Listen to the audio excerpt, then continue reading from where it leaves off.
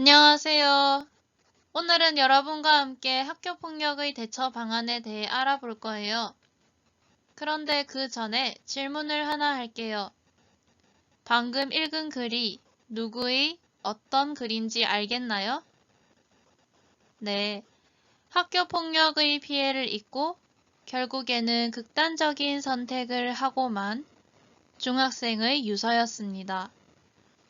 학교폭력이 계속 일어나고 있고 사회적으로도 정말 큰 문제가 되고 있어요.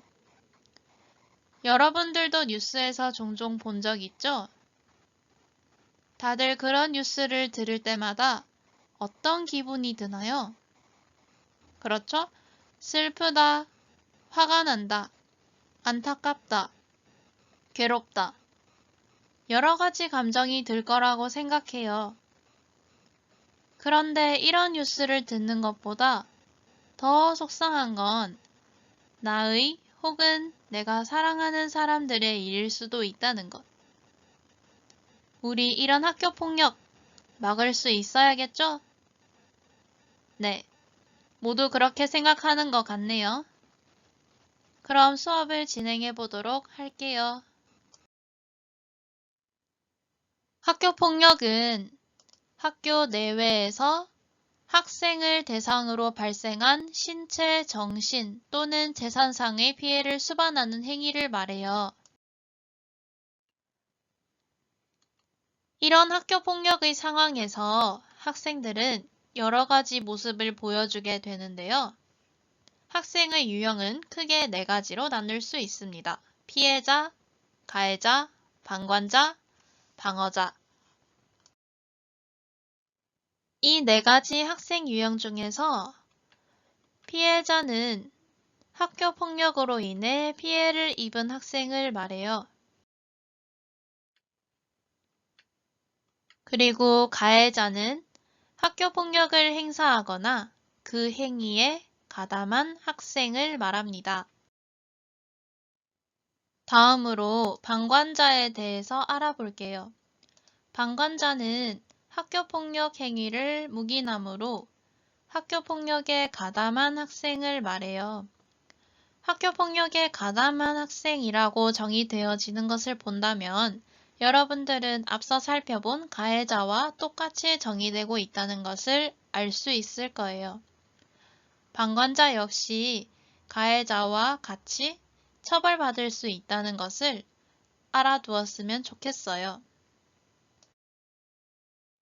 마지막으로 살펴볼 학생 유형은 방어자 유형이에요.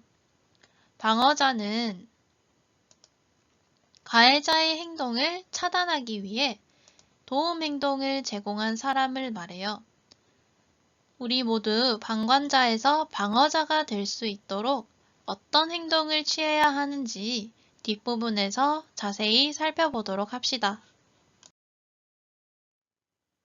네, 여러분들은 이제 학교폭력의 정의와 학생 유형의 분류에 대해 잘 알게 되었나요?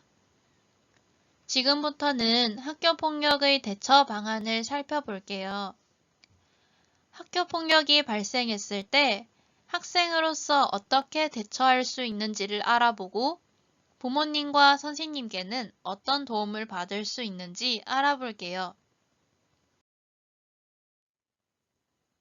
가장 먼저 여러분들이 어떤 노력을 해서 모두가 행복한 교실을 만들 수 있을지 알아보도록 합시다.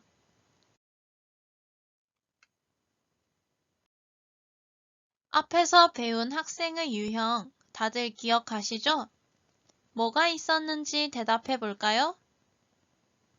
네, 맞아요. 가해자, 피해자, 방관자, 방어자.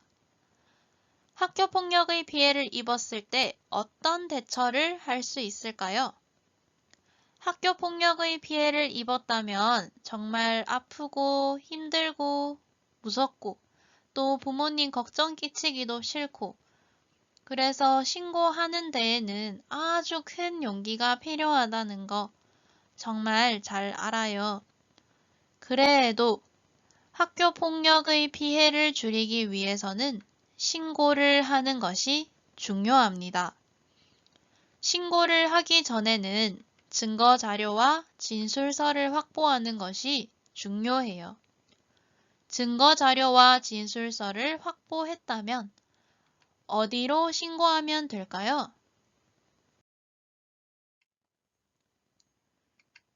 신고할 수 있는 곳은 다음과 같아요.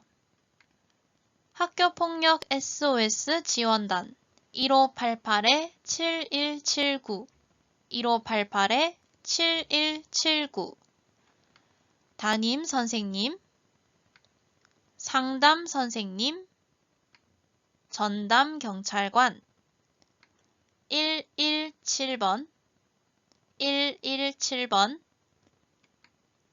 청소년 긴급전화 1388 1388 이 모든 곳에 신고가 가능해요. 모두 한 번씩 읽어볼까요?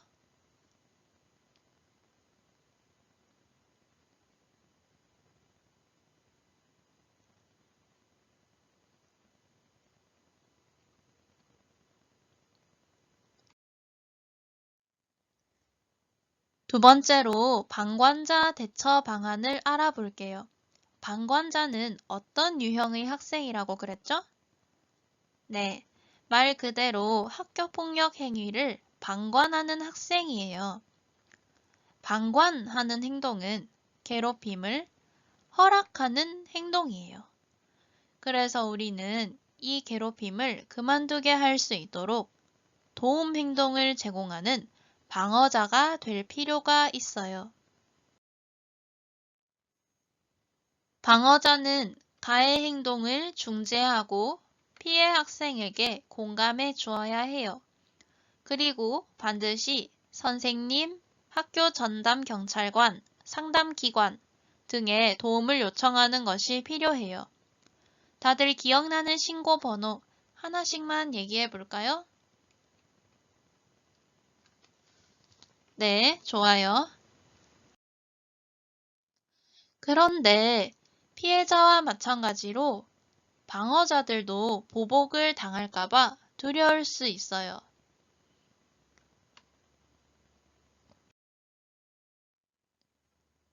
하지만 걱정하지 말고 신고하세요. 학교폭력대책자치위원회에서는 회의를 비공개로 진행하는 것이 원칙이고, 담임 선생님, 상담 선생님 모두 상담 내용에 대한 비밀을 유지하는 것이 원칙이랍니다. 방어자도 안심하고 신고할 수 있다는 점, 알겠죠?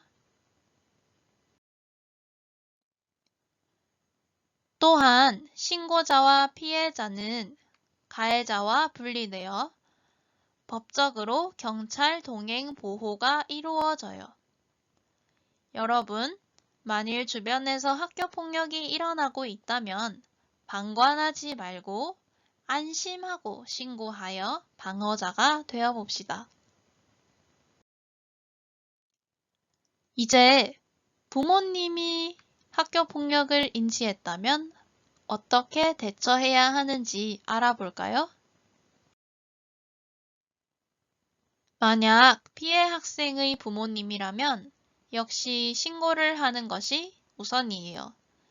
하지만 신고 전에는 반드시 증거 자료를 확보하고 정서적으로 피해 학생을 지지하며 적극적으로 대처해 주어야 한답니다. 신고 후에 학교폭력이 처리되는 과정에서도 부모님들은 피해 학생의 의견을 반영하고 지속적으로 보호를 해야 하지요. 반면에 가해 학생의 부모님이라면 마찬가지로 신고를 해야 합니다. 사실을 확인하고 잘못을 인정할 수 있도록 도와주어야 하며 해결을 위해 가해 학생과 함께 노력을 해야겠죠. 그리고 피해 학생의 피해를 지원해주며 가해 학생이 반성하고 더 나은 방향으로 성장해 나갈 수 있도록 가르쳐 주어야 합니다.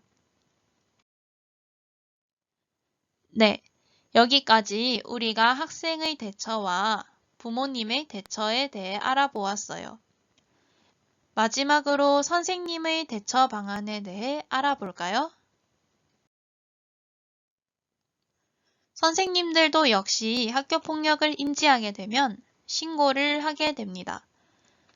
학교폭력이 해결되는 동안 선생님은 모든 학생을 이해하려고 노력하여 학생 모두를 정서적인 측면과 사회적인 측면에서 지지해 줍니다.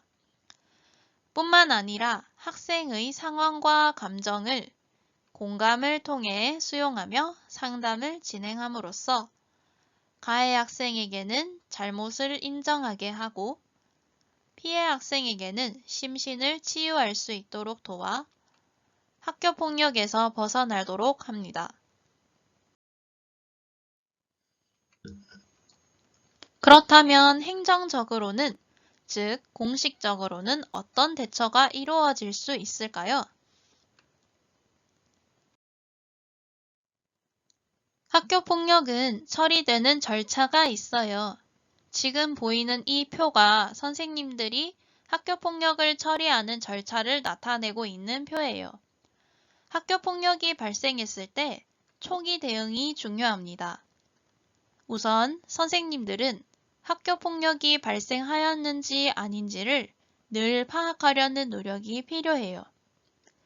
그리고 만일 학교폭력이 신고되었을 경우 선생님들은 그 사실을 기록하고 교장 선생님, 보호자, 교육청에 보고를 합니다. 그 후 즉시 관련 학생이 안전할 수 있도록 조치를 취합니다. 두 번째로 학교폭력에 대한 세부 조사가 진행이 되겠죠? 조사를 진행하면서 긴급한 조치가 필요한 경우에는 피해 학생을 보호하고 가해 학생을 선도합니다. 그 후 학교폭력을 정확하게 조사하기 위해서 당시 현장에 있었던 가해 학생, 피해 학생, 그리고 그 주변 학생들과 면담을 통해 학교 폭력의 진실이 무엇이었는지를 가려내게 됩니다. 이를 교장 선생님에게 보고를 하면 발생한 학교 폭력이 학교 내에서 충분히 해결 가능한 문제인지 아닌지 심의를 해요. 심의를 할 때는 학교 내에서 처리할 수 있는 조건과 피해 학생의 동의를 기준으로 판단을 하고 이 기준에 충족되지 못하거나 피해 학생이 학교의 처리에 동의하지 못할 경우 학교폭력 대책심의위원회를 열어달라고 부탁할 수 있어요. 이렇게 아주 체계적인 절차를 통해 선생님들이 학교폭력을 대처할 수 있도록 준비되어 있어요. 자, 우리가 지금까지 학생, 학부모, 교사의 대처 방안에 대해 살펴봤어요. 이를 바탕으로 우리는 학교 폭력이 발생했을 때 부모님, 선생님, 전담 경찰관, 관련 시설 등에 신고를 함으로써 도움을 요청할 수 있어요. 신고를 통해 여러분의 웃는 얼굴을 지킬 수 있어요. 스마일! 지금부터는 다 같이 인터뷰를 볼 거예요. 실제로 중학생, 고등학생 때 학교 폭력을 직접적으로나 간접적으로 경험하신 분의 인터뷰예요. 인터뷰를 볼 때 여러분들이 집중해서 봐야 하는 포인트가 4군데가 있어요. 첫 번째는 인터뷰 대상자의 학교 폭력 연관 유형이 나오는데 첫 번째 유형이 무엇이었는지 찾아주세요. 두 번째, 인터뷰 대상자가 학교폭력 연관 유형이 나중에 바뀌게 돼요. 어떤 유형으로 바뀌게 되는지 그 유형도 한번 찾아보도록 하세요. 세 번째로는 인터뷰 대상자가 누구에게 학교폭력 사실을 신고하였는지 그것을 찾아보도록 하세요. 네 번째, 학교폭력이 신고가 되고 그것이 처리되는 과정 속에서 가해자, 피해자, 신고자가 분리되어서 진행이 되었는지 그것도 한번 찾아보도록 하세요. 그럼 지금부터 인터뷰 영상을 시청하도록 하겠습니다. 인터뷰 영상은 소리를 조금만 더 키워서 들어주세요. 네, 안녕하세요, 씨. 학교폭력 당사자로 들었는데 혹시 당시 학교폭력의 상황에 대해서 들을 수 있을까요? 그때 당시에 이제 저희 학교 자체가 고등학교였는데 거기서 이제 안 좋은 학생들, 속이 말하면 양아치? 라고 하는 그 학생들이 괴롭히는 사건이 있었는데 그 한 명의 가해자가 더해지니까 다른 가해자들이 더 생겨나면서 이제 학교폭력이 좀 집단 따돌림까지 되는 그런 상황까지 갔었던 것 같습니다. 네, 그러면 A씨는 학교폭력의 상황에서 어떤 역할이셨나요? 저는 방관자 혹은 방어자 역할을 좀 많이 했던 것 같아요. 중학교 때도 겪었었고 고등학교 때도 겪었었는데 둘 다 방어자 아니면 방관자였던 것 같아요. 그러면 방관자에서 방어자로 넘어가게 되신 건가요? 보통 그런 경우가 많다고 생각이 드네요. 그러면 어떤 계기로 방관자에서 방어자로 넘어가게 되셨나요? 처음에는 내가 뭐를 할 수 있다라는 그러한 생각 자체가 안 들었어가지고 그래서 그냥 방관만 하고 있었는데 행동들이 좀 갈수록 심해지기도 하고 가장 큰 계기가 됐던 거는 설문조사 같은 거에서 이제 썼는데 조금 억울하게 누락이 되거나 아니면 잘 안 됐던 과정에서 직접 선생님께 한번 말씀드려봐야겠다라는 생각이 들어서 그때 이제 방어자로 된 계기가 되지 않았나. 그러면 방어자의 역할이 되신 후에는 어떤 방식으로 대처를 하셨나요? 처음에는 이제 그 설문조사를 했을 때 가해자 학생의 이름과 피해자 학생의 이름을 쓰는 방식으로밖에 안 했었는데 너무 효과가 미미했던 부분도 없지 않아 있었어가지고 누가 누구한테 했는지 정확하게 알려지는 것도 없었고 누가 방어자고 방관자인지도 정확하게 알려진 게 없다 보니까 이제 1대1로 선생님과 이제 상담하는 시간 내에서 이제 제가 직접 가서 이렇게 말씀을 드리는 그런 역할을 했던 것 같아요. 그러면 이제 학교폭력자치위원회가 열리게 된 건가요? 네, 학교폭력자치위원회가 열려서 방관자 입장의 학생들과 가해자와 피해자가 이제 같이 가서 진술을 하는 그런 일이 있긴 했었던 것 같아요. 그러면 그 과정에서 가해자와 피해자 그리고 신고자는 분리되어 있었나요? 일단 가해자 피해자는 당연히 분리가 되는 게 당연한 거고 이제 신고자 자체는 익명을 하기 위해서 아예 따로 불러서 이제 다 같이 부른다던가 아니면 따로 이제 선생님께서 1대1로 불렀던 것 같아요. 네, 그럼 그 사건은 완전히 해결이 되었나요? 네, 피해자 측에서는 계속 학교를 다니게 됐고 가해자 측에서는 퇴학 처리가 되면서 사건이 마무리된 것 같아요. 그래서 피해자도 더 이상은 괴롭힘을 안 받게 됐고 학생들 사이에도 선생님들 사이에서도 다신 그런 일이 일어나서는 안 되겠다는 시선이 바뀐 것 같아서 그 뒤로는 큰 사건들은 한 번도 없었던 것 같아요. 네, 인터뷰에 응해주셔서 감사합니다. 네, 감사합니다. 네, 여러분들 인터뷰 열심히 시청하면서 아까 앞에서 말씀드렸던 집중 포인트 4가지의 답을 모두 찾으셨나요? 네, 지금부터 함께 답을 확인해 보도록 합시다. 첫 번째 포인트. 인터뷰 대상자의 학교폭력 연관 초기 학생 유형이 무엇이었나요? 맞아요. 방관자 유형이었죠? 방관자는 학교폭력 행위를 묵인하여 학교폭력에 가담한 학생이라고 정의할 수 있었어요. 다들 기억나죠? 두 번째 포인트. 인터뷰 대상자는 학교폭력 연관 학생 유형이 나중에 바뀌게 되었어요. 어떤 유형으로 바뀌게 되었나요? 맞아요. 방어자로 바뀌게 되었죠. 방어자는 피해 학생에게 공감을 해주고 가해 행위를 신고함으로써 가해 행동을 막는 학생 유형이었습니다. 세 번째 포인트. 세 번째 포인트에서는 인터뷰 대상자가 누구에게 학교폭력 사실을 신고하였는지 찾는 것이었어요. 누구에게 신고하였나요? 맞아요. 선생님에게 신고를 하였습니다. 네 번째 포인트.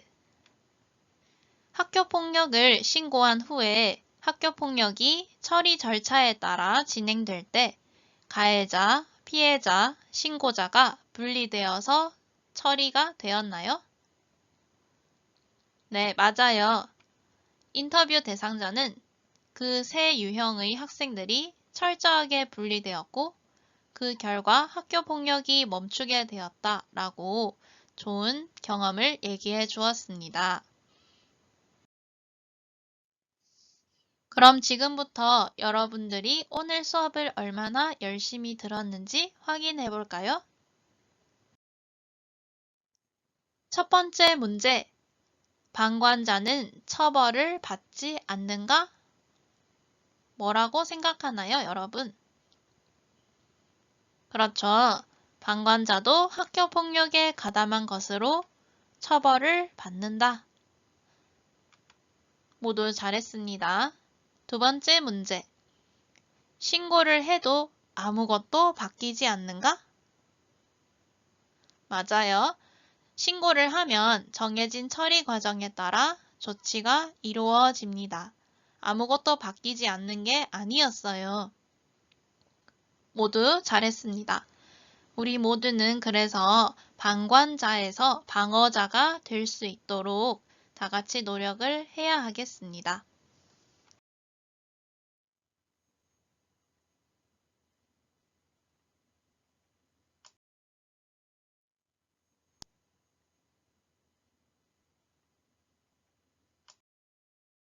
이상으로 학교폭력 예방 교육을 마치도록 하겠습니다.